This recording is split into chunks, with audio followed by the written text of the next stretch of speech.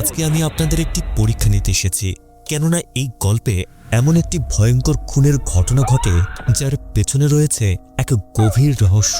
ভিডিওর প্রথম দিক থেকে আপনাদেরকে ইঙ্গিত দিয়ে বোঝানো হবে আসল খুনি কে।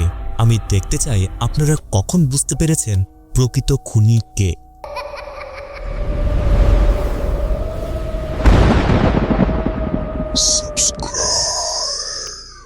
এক রাতে সজিন তার যমজ বোন সোর সঙ্গে তার মায়ের কবর দেখতে যায়। সজিন জানায় তাদের পরিবারে একটি বংশগত রোগ রয়েছে, যার কারণে বয়স বাড়ার সঙ্গে সঙ্গে তাদের দৃষ্টিশক্তি হারিয়ে যাবে। সজিনের বোন তাকে বলে যদি তার চোখের দৃষ্টিশক্তি পুরোপুরি চলে যায় তাহলে স্বাভাবিক জীবনযাপন করা তার জন্য খুব কঠিন হয়ে পড়বে, কিন্তু শেষ পর্যন্ত অন্ধত্ব তাদের হতেই হবে, কারণ এটি তাদের পরিবারের বংশগত রোগ। এর কয়েক মাস পর সজিন প্রায় সবসময় নিজের ফটো স্টুডিওতেই থাকে। নিজের চোখের দৃষ্টিশক্তি ধীরে ধীরে কমে যাওয়ার বিষয়টি সে ক্যামেরায় ধারণ করতে পছন্দ করে। প্রতিদিন সে নিজের চোখের ছবি তুলে সেগুলো প্রিন্ট করে রাখে। একদিন দুপুরে সজিন আবার নিজের চোখের ছবি তুলছিল। হঠাৎ সে তার সামনে কারোর নড়াচড়ার শব্দ শুনতে পায়, কিন্তু দৃষ্টিশক্তি ধীরে ধীরে হারিয়ে যাওয়ায় সে স্পষ্টভাবে কিছু দেখতে পারছিল না। তার চোখে সবকিছু ঝাপসা, শুধু অস্পষ্ট ছায়ার মতো দেখা যাচ্ছিল। হঠাৎ করে একজন লোক চেয়ার থেকে উঠে দাঁড়িয়ে বলে সজিন নাকি তার অনেকগুলো ছবি তুলেছে। সে মনে করে সজিন তাকে পছন্দ করে। সজিন ঠিকমতো দেখতে না পারায় সে ধরে নেয় তার সামনে দাঁড়িয়ে থাকা লোকটি সেই মডেল যাকে সে টাকা দিয়ে ভাড়া করেছিল। লোকটির নাম কিম। লোকটি ধীরে ধীরে সজিনের দিকে এগিয়ে আসে এবং স্বীকার করে সে নিজেকে নিয়ন্ত্রণ করতে পারছে না। পরিস্থিতি বুঝতে পেরে সজিন তার স্মার্ট ওয়াচের জরুরি বোতামটি চাপ দেয়, যেটি সরাসরি পুলিশের সঙ্গে সংযুক্ত। লোকটি জানায় সে সজিনের প্রতি ভীষণভাবে আসক্ত এবং সজিন তার প্রতি যে আচরণ করেছে সেটাকে সে ভালোবাসার প্রকাশ বলে মনে করেছে। এগুলো শুনে সজিন ধীরে ধীরে পিছিয়ে যেতে থাকে। এক পর্যায়ে তার হাত একটি মোয়ের কাছে পৌঁছে যায়। হঠাৎ করে লোকটি যখন তাকে মেরে ফেলার জন্য এগিয়ে আসে তখন সজিন দ্রুত মইটি ফেলে দেয়। এতে স্টুডিওর একটি লাইটও ভেঙে পড়ে। চোখে ঝাপসা দেখলেও সজিন প্রাণ বাঁচাতে দৌড়াতে শুরু করে। লোকটি ধারালো ছুরি নিয়ে তার পিছু নেয় এবং বারবার আঘাত করার চেষ্টা করে। ভাগ্য ভালো ছিল, কোনো আঘাতে তার গায়ে লাগেনি। সজিন দৌড়ে একটি অন্ধকার ঘরের ভেতরে ঢুকে সেখানে লুকিয়ে পড়ে। লোকটি তাকে বেরিয়ে আসার জন্য চাপ দিতে থাকে এবং এক পর্যায়ে দরজার হাতল ভেঙে ফেলার চেষ্টা করে। এদিকে সজিন আত্মরক্ষার জন্য কোনো একটা অস্ত্র খুঁজতে থাকে। অবশেষে সে একটি ট্রিমারের ব্লেড খুলে নিয়ে সেটি সামনে ধরে রাখে। কিছুক্ষণের মধ্যেই দরজার হাতল ভেঙে যায় এবং দরজাটি ধীরে ধীরে খুলতে শুরু করে। ভয়ে সজিন চিৎকার করে ওঠে। ঠিক সেই মুহূর্তে পুলিশ ঘটনাস্থলে এসে পৌঁছে যায়। সজিনের প্রতি আসক্ত সেই উন্মাদ লোকটিকে পুলিশ গ্রেফতার করে, কিন্তু নিজের হাতে সজিনকে আঘাত করতে পেরেছে জানতে পেরে লোকটি অদ্ভুতভাবে হাসতে থাকে। এরপর দেখা যায় সেই রাতে একটি মেয়ে ছাদের সঙ্গে ঝোলানো দড়িতে গলায় ফাঁসি দিয়ে মৃত্যুর কোলে ঢলে পড়ছে। অন্যদিকে হাসপাতালে থাকা সজিন হঠাৎ তার গলায় তীব্র ব্যথা অনুভব করে। তার চিৎকার শুনে সেখানে থাকা সবাই অবাক হয়ে তার দিকেই তাকিয়ে থাকে, কিন্তু সজিন নিজেও বুঝতে পারছিল না তার সঙ্গে আসলে কি ঘটছে। ডাক্তারের রুমে যাওয়ার পর সজিন তার চোখ পরীক্ষা করায়। ডাক্তার জানান তার চোখের রোগটি ধারণার চেয়েও দ্রুত গতিতে ছড়িয়ে পড়ছে, ফলে তার দৃষ্টিশক্তি হারানোর পরিমাণ আরও বাড়তে থাকবে। ডাক্তার তাকে সতর্ক থাকতে বলেন এবং ধীরে ধীরে সম্পূর্ণ অন্ধ হয়ে যাওয়ার জন্য মানসিকভাবে প্রস্তুত থাকতে বলেন। এছাড়াও সজিনকে কর্নিয়া ট্রান্সপ্লান্টের অপেক্ষমান তালিকায় রাখা হবে বলে জানানো হয়। হাসপাতাল থেকে বাড়ি ফেরার আগে সজিন তার যমজ বোনকে নিজের শারীরিক অবস্থার কথা জানাতে চায়, কিন্তু ফোন করবে কিনা তা নিয়ে সেই দ্বিধায় ছিল। ঠিক তখনই পুলিশ কর্মকর্তা মাকিয়ং তাকে ফোন করে। মাকিয়ং জানায় সেই উন্মাদ ব্যক্তি কিম গৃহবন্দী থাকা অবস্থায় পালিয়ে গেছে। এই কথা শুনে সজিন ভয়ে আতঙ্কিত হয়ে পড়ে। সে চারপাশে তাকাতে থাকে, কারণ তার আশঙ্কা হয় কিম হয়তো বাইরে কোথাও লুকিয়ে আছে এবং আবারও তাকে অনুসরণ করছে। মাকিয়ং সজিনকে আপাতত নিরাপদ কোনো জায়গায় চলে যেতে বলে। শেষ পর্যন্ত সজিন বাড়ির কাছে পুলিশ স্টেশনে যাওয়ার সিদ্ধান্ত নেয়। সেখানে মাকিয়ং তার সঙ্গে দেখা করে এবং জানতে চায় এখন তার পরিকল্পনা কি। সজিন জানায় সে তার যমজ বোনের কাছে যেতে চায়। মাকিয়ং এতে সম্মতি জানায় এবং কিমকে খুঁজে বের করার আগ পর্যন্ত সজিনকে তার বোনের সঙ্গে থাকার পরামর্শ দেয়। বোনের বাড়ির দিকে যাওয়ার সময় সজিন তাকে ফোন করার চেষ্টা করে, কিন্তু কোনোভাবেই ফোনের উত্তর পাওয়া যায় না। মাকেয়ং সোজিনকে জিজ্ঞেস করে সে কেন তার বোনের বাড়িতে যেতে চাচ্ছে। সোজিন নিজেও এর সঠিক কারণ জানে না, তবে তার মনে হচ্ছিল তার সাথে কিছু একটা অস্বাভাবিক ঘটেছে, তাই একা থাকা তার যমজ বোনের সঙ্গে যত দ্রুত সম্ভব দেখা করতে চায় সে। অবশেষে তারা সোজিনের যমজ বোন সোইয়েনের বাড়িতে পৌঁছায়। বাড়িটি সম্পূর্ণ অন্ধকার, কোথাও কোনো আলো জ্বলছে না। মাকেয়ং দরজায় কড়া নাড়ে, কিন্তু ভেতর থেকে কোনো সাড়া পাওয়া যায় না। তখন সোজিন স্মার্ট লক খুলে ভেতরে ঢুকে, কারণ আগে তারা দুজন একসঙ্গেই বাড়িতেই থাকত। ঘরের আলো জ্বালানোর পর পরিবেশটা আরও অস্বাভাবিক মনে হয়। সুইয়েনের স্যান্ডেল ও জুতোগুলো এখনও বাড়ির ভেতরে পড়ে আছে। সোজিন একে একে বাড়ির সব ঘর খুঁজে দেখে, কিন্তু কোথাও তার বোনকে দেখতে পায় না। মাকেয়ং সন্দেহ করে হয়তো সোয়েন নিজের বেসমেন্টে রয়েছে। সেই জায়গাটি ছিল সোইয়েনের ভাস্কর্য তৈরির স্টুডিও। কিছু একটা ঠিক নেই বুঝতে পেরে সোজিনও জায়গাটি পরীক্ষা করতে থাকে। এরপর সে এমন এক দৃশ্য দেখতে পায় যা তার জীবনকে পুরোপুরি বদলে দেয়। তার যমজ বোন সোয়ন সেখানে ঝুলছে মৃত অবস্থায়, অর্থাৎ গল্পের শুরুর দিকে যাকে আমরা দড়িতে ঝুলতে দেখেছিলাম সে ছিল সোজিনের বোন সোয়ন।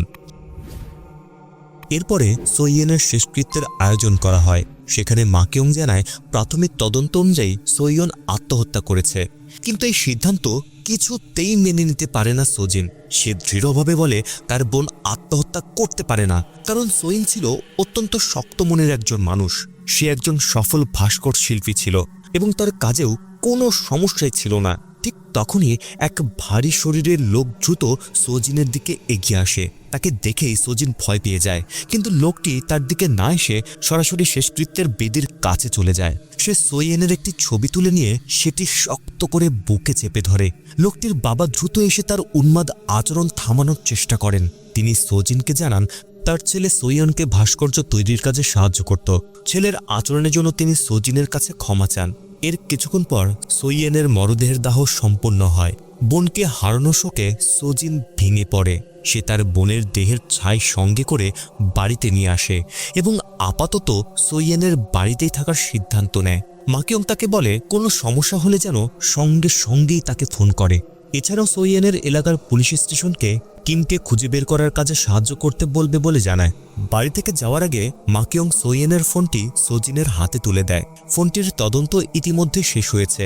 মাকেয়ং জানায় তদন্ত এখনও চলবে এবং তারা আশেপাশের লোকজনকেও জিজ্ঞাসাবাদ করবে। সেই রাতে সোজিন কৌতূহলবশত তার বোনের ফোনটি ঘাঁটতে শুরু করে। সে ফোনের শর্টকাট বাটনগুলো পরীক্ষা করতে গিয়ে একটি নম্বর দেখতে পায় যার নাম ছিল বামা। কৌতূহলী হয়ে সোজিন সেই নম্বরে ফোন করে। অপর প্রান্ত থেকে একজন বয়স্ক মহিলার কণ্ঠ শোনা যায়। তিনি সোইয়েনের খাবারের বিষয়ে জানতে চান।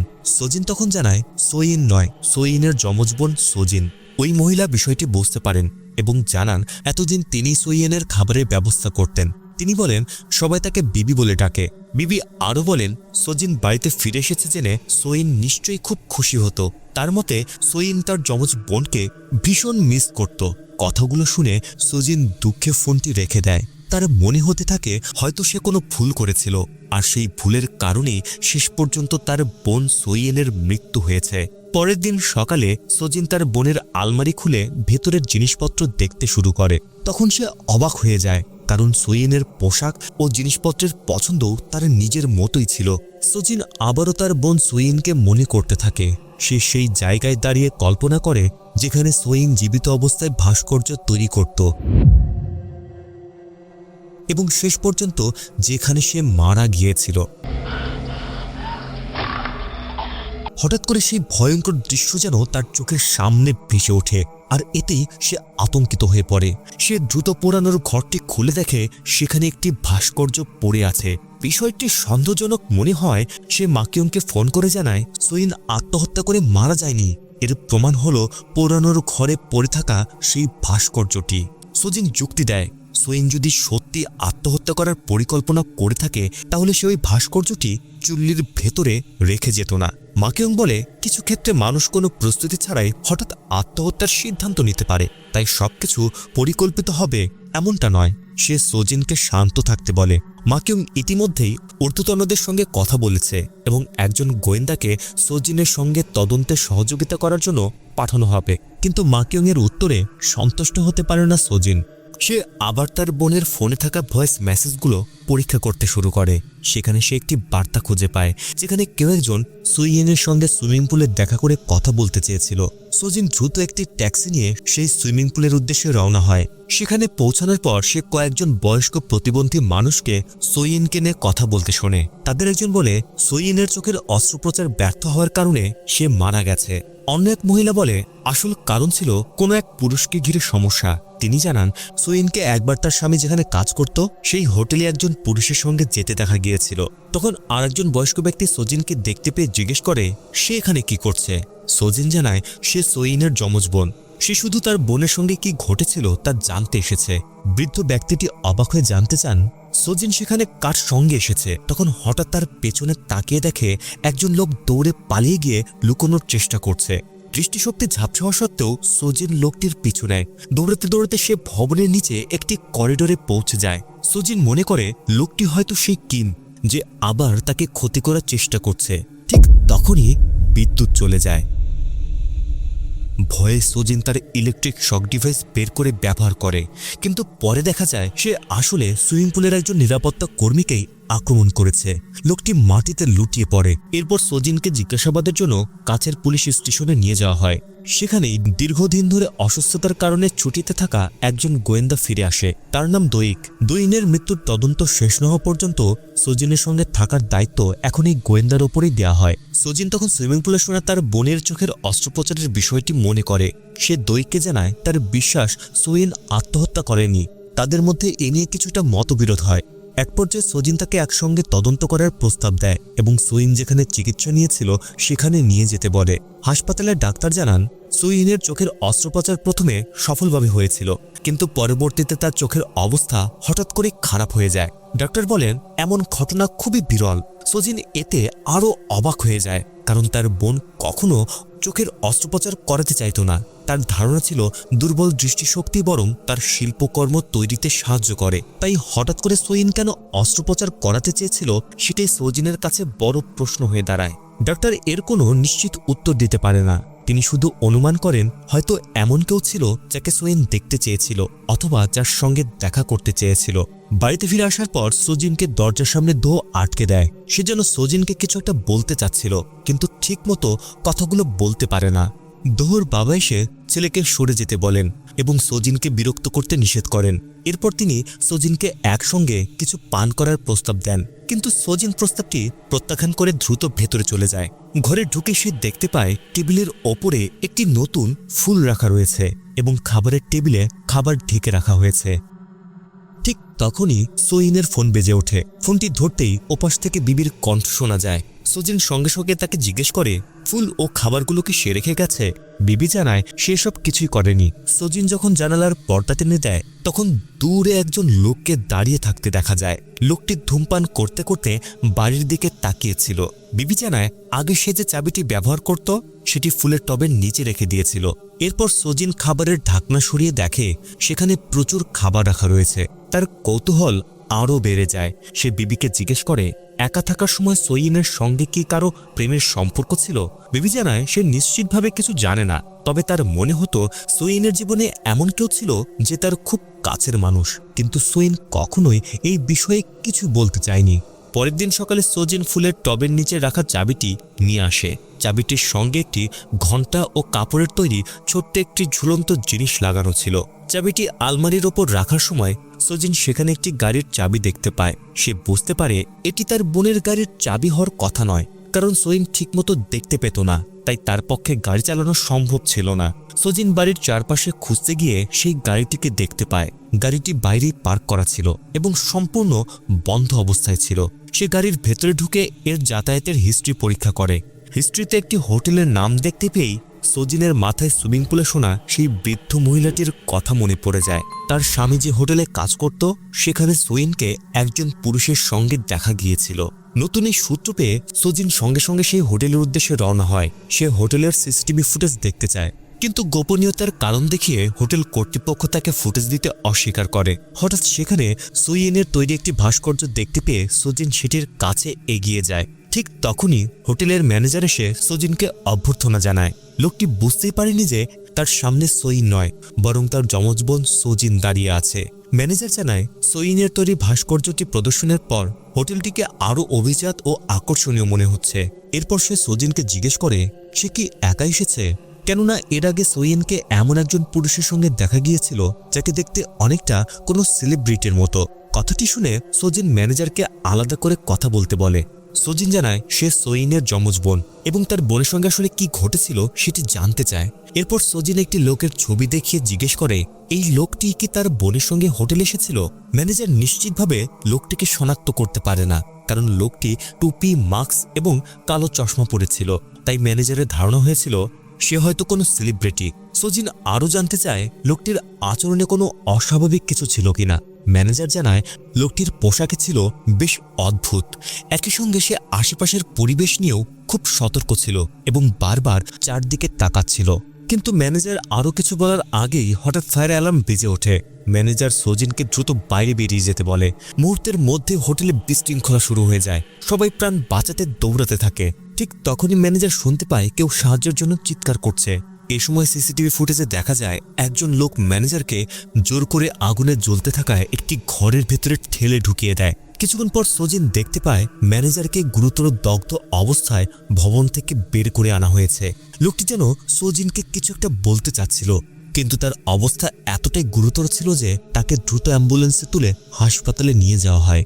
সজিনও তার পিছু নিতে চাইলে দৈয়ক এসে তাকে জিজ্ঞেস করে সে হোটেলে কি করছিল।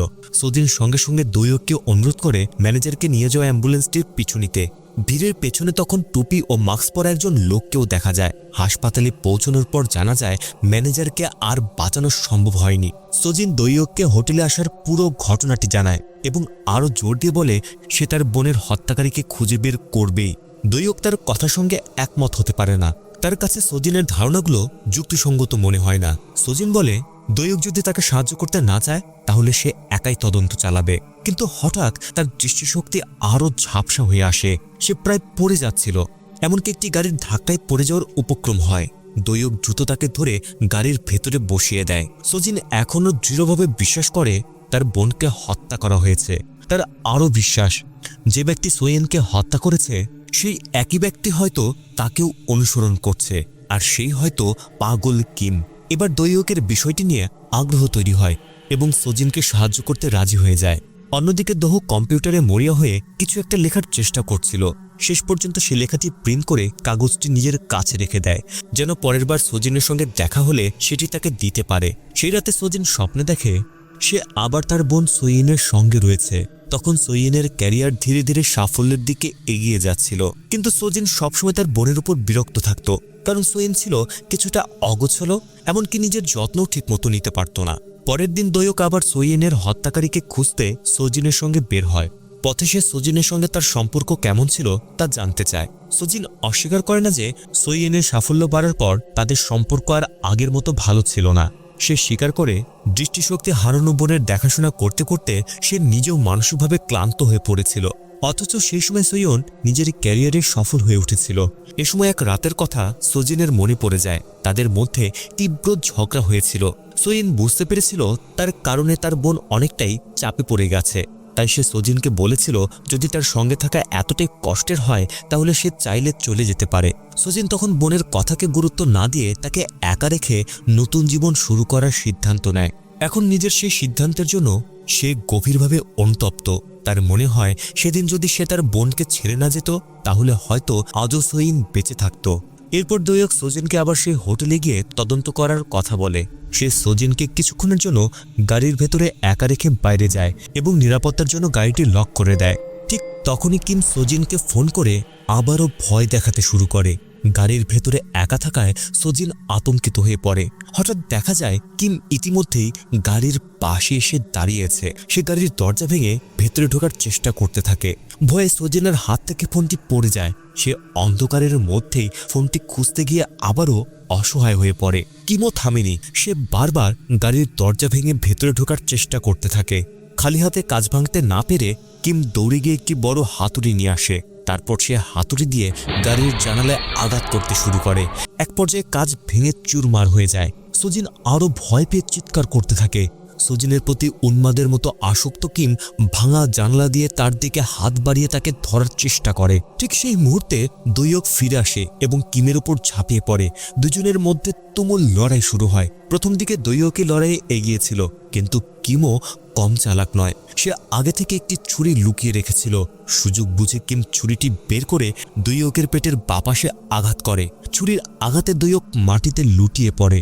তাকে দ্রুত হাসপাতালে নিয়ে যাওয়া হয়। এদিকে হাসপাতালে সোজিংয়ের সঙ্গে তখন মাকিংও ছিল। সেই মহিলাটি জানায় দৈয়ক এখন ভালো আছে। ছুরির আঘাত তার কোনো গুরুত্বপূর্ণ অঙ্গে লাগেনি। এরপর সোজিন হোটেলের সিসিটিভি ফুটেজের কি হলো তা জানতে চায়, কিন্তু জানা যায় আগুনে হোটেলের সবকিছু পুড়ে গেছে, তাই সিসিটিভি থেকে কোনো তথ্যই পাওয়া সম্ভব হয়নি। বাড়িতে ফিরে এসেও সোজিন ভয় কাটিয়ে উঠতে পারে না। হঠাৎ একটি শব্দ শুনে মনে করে কিম হয়তো বাড়ির ভেতরে ঢুকে পড়েছে। তার চোখের সামনে কল্পনায় কিমের ছুরি ধরা অবয়ব ভেসে ওঠে। সে যেন ছুরি দিয়ে তার পেটে আঘাত করছে, কিন্তু ঘটনাটি আসলে বাস্তবে ঘটছিল না। তবুও সাবধানতার জন্য সোজিন রান্নাঘর থেকে একটি ছুরি তুলে নেয়। তার বিশ্বাস ছিল কিম হয়তো সত্যি বাড়ির ভেতরে লুকিয়ে আছে। সে দ্রুত বেসমেন্টে নেমে যায় এবং সেই জায়গায় পৌঁছায় যেখানে তার বোন মারা গিয়েছিল।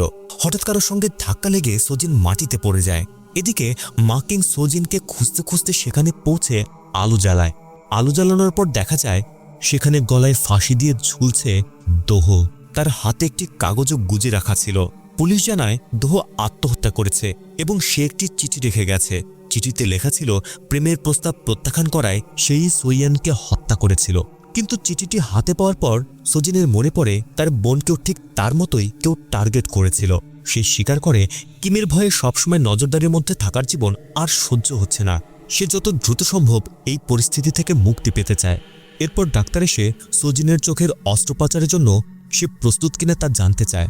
ডাক্তার জানান যত বেশি সময় পিছিয়ে যাবে ততই তার দৃষ্টিশক্তি হারিয়ে যাওয়ার সম্ভাবনা বাড়বে।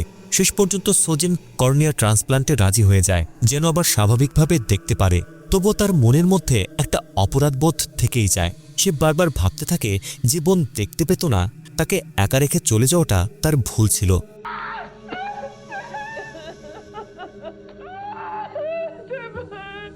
অস্ত্রোপচারের কয়েকদিন পর ডাক্তার সোজিনকে বাড়ি ফেরার অনুমতি দেন, তবে তার চোখের ব্যান্ডেজ এক সপ্তাহ আগে খোলা যাবে না। ডাক্তার সতর্ক করে দেন ব্যান্ডেজ খুলে গেলে যদি কর্নিয়া ক্ষতিগ্রস্ত হয় তাহলে সোজিন স্থায়ীভাবে দৃষ্টিশক্তি হারাতে পারে এবং আর কোনো চিকিৎসায় তার ঠিক করা সম্ভব হবে না। সোজিনকে বাড়িতে নিয়ে আসে দৈয়ক। সে জানায় তার শারীরিক অবস্থা এখন কিছুটা ভালো হলেও নিয়মিত ওষুধ খেতে হচ্ছে। এরপর সে সোজিনকে জিজ্ঞেস করে যে লোকটি তাকে আক্রমণ করেছিল সে কে। সোজিন জানায় ওই লোকটি হোটেলের ম্যানেজারকে হত্যা করেছে। লোকটিকে দেখতে অনেকটা কোনো সেলিব্রিটির মতো। দৈয়ক বুঝতে পারে এটি কিমের ঘটনা। সে সোজিনকে আশ্বস্ত করে বলে কিমকে আবার সামনে পেলে সে তাকে থামানোর চেষ্টা করবে। এদিকে মাকিং সোজিনের স্টুডিও থেকে তার ক্যামেরাটি নিয়ে আসে। সোজিন ক্যামেরাটির জন্য খুব কৃতজ্ঞ হয়, কারণ সেটি তার বোনের কাছ থেকে উপহার পেয়েছিল। মাকিং তাকে বলে কোনো বিপদ হলে যেন হাতে থাকা জরুরি অ্যালার্মটি বাজিয়ে দেয়। এখনও দেখতে না পারায় সোজিনের মনে প্রশ্ন জাগে তার বোন কিভাবে দৃষ্টিশক্তি না থাকা সত্ত্বেও এত সুন্দর শিল্পকর্ম তৈরি করত। সে জানতে পারে সোয়েন নিজের দৈনন্দিন প্রয়োজন মেটাতে বিবির সাহায্য নিত, কারণ সে দেখতে পেত না। বিবিও তাকে সাহায্য করতে পেরে খুব খুশি ছিল এবং এতে তার কোনো আপত্তি ছিল না। একসঙ্গে খাবার খাওয়ার পর বিবি জানায় তার আরও কিছু কাজ রয়েছে। এরপর সে সেখান থেকে চলে যায়। এর কিছুদিন পর এক রাতে সোজিনের চোখের ব্যান্ডেজ খুলে দেওয়ার দৃশ্য দেখা যায়, কিন্তু ব্যান্ডেজ খোলার পর দেখা যায় সে কিছুই দেখতে পাচ্ছে না। সোজিন আতঙ্কিত হয়ে পড়ে, কিন্তু এটি ছিল তার একটি দুঃস্বপ্ন। অন্যদিকে দোহর বাবা বন্ধুদের সঙ্গে বসে মদ পান করছিলেন। তার এক বন্ধু অবাক হয়ে বলে দোহ কিভাবে কম্পিউটারে নিজের উইল লিখতে পারে, কারণ সে তো তার নিজের হাত নাড়াতেই পারত না। বিষয়টি সন্দেহজনক মনে হওয়ায় দোহর বাবা দ্রুত একটি সাইবার ক্যাফেতে যান এবং সেখানকার সিসিটিভি ফুটেজ পরীক্ষা করতে শুরু করেন। অন্যদিকে প্রচণ্ড বৃষ্টি শুরু হয়। দৈয়ক খাবারের কিছু জিনিস নিয়ে তার মায়ের বাড়িতে ফিরে আসে, কিন্তু দরজার সামনে দাঁড়িয়ে সে কিছুটা দ্বিধায় পড়ে যায়। সে যেন ভেতরে গিয়ে মায়ের সঙ্গে দেখা করতে চাচ্ছিল না। অদ্ভুত বিষয় হলো দৈয়কের গাড়ির দরজায় ঝোলানো চাবির রিংটি ঠিক একই রকম ছিল যেটি বিবি সোয়নের বাড়িতে রেখে গিয়েছিল। এদিকে দূর থেকে একজন লোক দৈয়ককে লক্ষ্য করছিল। অন্যদিকে সাইবার ক্যাফেতে দোহর বাবা তার ছেলের লেখা ফাইলটি আবার খুলে দেখেন। এবার তিনি বুঝতে পারেন চিঠিটির আসল বিষয়বস্তু পুলিশের জানানো ঘটনার সঙ্গে একেবারেই মিলছে না। তিনি যেন সেখানে লুকিয়ে থাকা কোনো গুরুত্বপূর্ণ সত্য খুঁজে পান। সেই রাতে প্রচণ্ড বৃষ্টি যেন থামছিলই না। সজিনের বাড়ির আশেপাশে পাহারায় থাকা পুলিশ সদস্যরা একটি ভূমিধসের ঘটনা ঘটায় সেখান থেকে চলে যায়। পুলিশ চলে যাওয়ার পর দেখা যায় একজন রহস্যময় ব্যক্তি সজিনের বাড়ির দিকে এগিয়ে আসছে। সে বাড়ির একটি জানালা ভেঙে ভেতরে ঢুকে পড়ে। শব্দ শুনে সজিন ভয়ে আতঙ্কিত হয়ে যায়। সে দ্রুত হাতে থাকা অ্যালার্মটি চাপ দেয় যেন পুলিশ তাকে উদ্ধার করতে আসে। এরপর সে বাড়ি থেকে বেরিয়ে পালানোর চেষ্টা করে, কিন্তু রহস্যময় লোকটি তার পিছু নেয়। প্রচণ্ড বৃষ্টি আর চোখে দেখতে না পাওয়ার কারণে দৌড়াতে গিয়ে সজিন প্রায় একটি নর্দমায় পড়ে যাচ্ছিল। ঠিক তখনই দোহর বাবা এসে তাকে ধরে সাহায্য করে। তিনি সজিনকে জানান তার ছেলে আত্মহত্যা করেনি। দোহর লাশের সঙ্গে যে চিঠিটি পাওয়া গিয়েছিল সেটিও আসলে ভুয়া, বরং দোহ প্রকৃত হত্যাকারীর পরিচয় প্রকাশ করতে চেয়েছিল। এরপর তিনি সজিনের হাতে দোহর আসল স্বীকারোক্তি লেখা কাগজটি তুলে দেন। কিন্তু ঠিক তখনই সেই অজ্ঞাত ব্যক্তি দোহর বাবার উপর হামলা চালায়। দুজনের মধ্যে তুমুল লড়াই শুরু হয়। দুঃখজনকভাবে দোহর বাবা লোকটির সঙ্গে পেরে উঠতে পারে না, কারণ তার হাতে ছিল একটি ছুরি। এদিকে সজিন একটি দেয়ালের আড়ালে লুকিয়ে পড়ে। ঠিক তখনই বিবি সেখানে এসে তাকে সাহায্য করে। সজিন তাকে অনুরোধ করে যেন দ্রুত তাকে পুলিশ স্টেশনে নিয়ে যায়। তারা গাড়িতে করে রওনা হওয়ার পর দেখা যায় কিমো তাদের পিছু নিয়েছে। সে গাড়ির কাছে এসে জানালায় প্রচণ্ড জোরে আঘাত করতে থাকে। বিবি সজিনকে একটি পানীয় খেতে দেয়। পানীয়টি খাওয়ার পর সজিন ঘুমিয়ে পড়ে।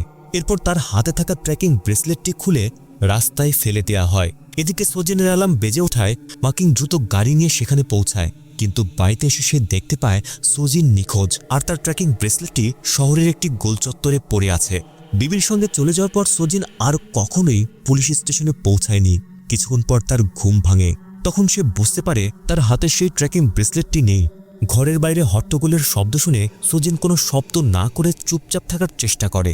ঠিক তখন তার মনে পড়ে দোহর বাবার দেয়া সেই কাগজটির কথা, যেখানে তার বোনের প্রকৃত হত্যাকারীর পরিচয় সম্পর্কে গুরুত্বপূর্ণ তথ্য ছিল।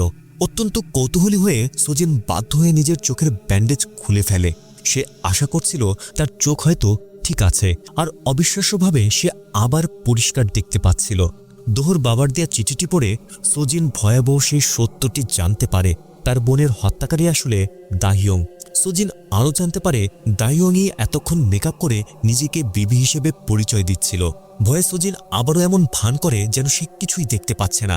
সত্যি সে দেখতে পাচ্ছে কিনা তা পরীক্ষা করার জন্য দাহিয়ং তার সামনে একটি ছুরি ধরে, কিন্তু সজিন কোনো প্রতিক্রিয়া দেখায় না। তাই আপাতত দাহিয়ং বিশ্বাস করে সজিন এখনও অন্ধ। সজিন এরপর তাকে বাথরুমে নিয়ে যাওয়ার অনুরোধ করে। বাথরুমে যাওয়ার পর সে চারপাশ ভালো করে লক্ষ্য করতে থাকে। হঠাৎ সে অবাক হয়ে দেখে তার ক্যামেরাটিও দাহিয়ংয়ের বাড়িতে রয়েছে। বাথরুম থেকে বের হওয়ার সময় সজিন দেখতে পায় দাহিয়ং তার জন্য একটি পানীয় তৈরি করছে, যার মধ্যে ঘুমের ঔষধ মেশানো হয়েছে। সজিন চুপি চুপি গিয়ে সেই পানীয় বদলে দেয়। এরপর দুজন একসঙ্গে চা পান করতে বসে। কিছুক্ষণ পর দাহিয়ং সন্দেহ করতে শুরু করে এবং সজিনকে কিছু দেখানোর কথা বলে। সে ফ্রিজার খুলে দেয়। সেখানে সজিন দেখতে পায় কিমের মৃতদেহ বরফের মধ্যে জমিয়ে রাখা হয়েছে। এই ভয়ঙ্কর দৃশ্য দেখে সজিন চিৎকার করে ওঠে। দাহিয়ং সঙ্গে সঙ্গে তার উপর হামলা করে এবং ছুরি দিয়ে তাকে হত্যা করার চেষ্টা করে। সে স্বীকার করে সুইন তাকে ছেড়ে চলে যেতে চেয়েছিল বলেই সে তাকে হত্যা করেছিল। অস্ত্রোপচারের পর সুইয়েনের পরিকল্পনা ছিল আবার তার বোনের সঙ্গে একসঙ্গে থাকা। কথা বলতে বলতে দাহিয়ংয়ের পেট থেকে রক্ত ঝরতে দেখে সজিন তার উপর আক্রমণ করে দ্রুত লুকিয়ে পড়ে। সে দাহিয়ংয়ের উপর গরম পানি ঢেলে দেয় এবং পুলিশকে ফোন করে, কিন্তু দাহিয়ং থামেনি। সে সজিনকে তাড়া করতে থাকে। সজিন দৌড়ে বাড়ির দ্বিতীয় তলায় উঠে যায় এবং একটি আলমারির পেছনে লুকিয়ে পড়ে। দাহিয়ং ঘরের দরজা খুলে একের পর এক আলমারি খুঁজতে থাকে। এক পর্যায়ে সে অন্য একটি আলমারি খুলে ফেলে। সেখানে তার মায়ের শুকিয়ে যাওয়া মৃতদেহ পড়েছিল। মায়ের মৃতদেহ দেখে দাহিয়ং তার অতীতের কথা মনে করতে শুরু করে। ধীরে ধীরে তার ভয়ঙ্কর মানসিক অবস্থার আসল কারণ সামনে আসে। তার মা তার প্রতি মোটেও স্বাভাবিক আচরণ করতেন না, এজন্য সে তার মাকে মেরে ফেলে। মায়ের মৃত্যুর অপরাধবোধের কারণে দাহিয়ংয়ের মধ্যে আরেকটি ব্যক্তিত্ব তৈরি হয়েছিল। সে নিজের ভেতরে মায়ের একটি ব্যক্তিত্বকেই তৈরি করে ফেলেছিল। দাহিয়ং তার মায়ের সেই কল্পিত ব্যক্তিত্বর কাছে মুক্তি চায়। ঠিক তখন আলমারি থেকে তার মায়ের মৃতদেহটি মাটিতে পড়ে যায়। দাহিয়ংয়ের মনে পড়ে এতদিন ধরে তার মধ্যে দ্বৈত ব্যক্তিত্ব কাজ করছে। সে কখনো নিজের পরিচয়ে আবার কখনো তার মায়ের পরিচয়ে আচরণ করত। সুইয়েনের হত্যাকারীও সে নিজেই, এমনকি সত্য প্রকাশ করতে চাওয়া দোহকেও সে হত্যা করেছিল। নিজের পরিচয় প্রকাশ হয়ে যাওয়ার আশঙ্কায় সোহিনের সঙ্গে ঘটে যাওয়া ঘটনার সময় হোটেলে আগুন লাগানোর পরিকল্পনাও দাহিয়ংই করেছিল। সজিন তার উন্মাদ আচরণ দেখে দাহিয়ংয়ের উপর আক্রমণ করে তাকে মাটিতে ফেলে দেয়। এরপর সে সাহায্যের জন্য দৌড়ে পালানোর চেষ্টা করে, কিন্তু দাহিয়ংয়ের অন্য ব্যক্তিত্ব তাকে উঠে দাঁড়িয়ে আবার সজিনকে অনুসরণ করতে বলে। দাহিয়ং আবার তার পিছু নেয়। এ সময় সজিন একটি ছুরি খুঁজে পায় এবং সেটিকে আত্মরক্ষার অস্ত্র হিসেবে ব্যবহার করে। হঠাৎ সে টেবিলের ওপর একটি ক্যামেরা দেখতে পায়। তার মাথায় একটি বুদ্ধি আসে। ক্যামেরার ফ্ল্যাশে সেই আলো দিয়ে বিভ্রান্তি তৈরি করার কাজে ব্যবহার করার সিদ্ধান্ত নেয়। দাহিয়ং কাছে আসতেই সজিন ঘরের আলো বন্ধ করে দেয়। অন্ধকারের মধ্যে ক্যামেরার ফ্ল্যাশ ব্যবহার করে সে দাহিয়ংকে বিভ্রান্ত করতে থাকে। দাহিয়ং কিছুটা দিশেহারা হয়ে পড়ে। সুযোগ বুঝে সজিন তার পিঠে ছুরি দিয়ে আঘাত করে, তবুও দাহিয়ং থামেনি। সজিন একসময় তার সঙ্গে লড়াই করতে গিয়ে বিপদে পড়ে যায়। দাহিয়ং তাকে হত্যা করার জন্য মরিয়া হয়ে ছুরি চালাতে থাকে। ঠিক তখনই মার্কিং পুলিশ বাহিনী নিয়ে সেখানে পৌঁছে যায়। তারা দ্রুত বাড়ির ভেতরে ঢুকে পড়ে। পুলিশ দেখতে পায় দাহিয়ং এক কোণে ভয়ে লুকিয়ে আছে, কিন্তু শেষ পর্যন্ত দাহিয়ং পুলিশের হাতে ধরা দেওয়ার পরিবর্তে নিজেই নিজের জীবন শেষ করে দেয়। এর কয়েকদিন পর সজিন তার বোন সোহিনের ছাই তার মায়ের ছায়ার সঙ্গে একসঙ্গে রেখে দেয়। তবে মৃত্যুর আগে সোহিন তার তৈরি একটি ভাস্কর্যে বিশেষ অক্ষরে একটি বার্তা রেখে গিয়েছিল। সেই বার্তায় লেখা ছিল, সে সবসময় তার বোনের চোখ হয়ে থাকবে। এবার আপনারা কমেন্টে জানান, কখন বুঝতে পেরেছিলেন আসল খুনি কে ছিল।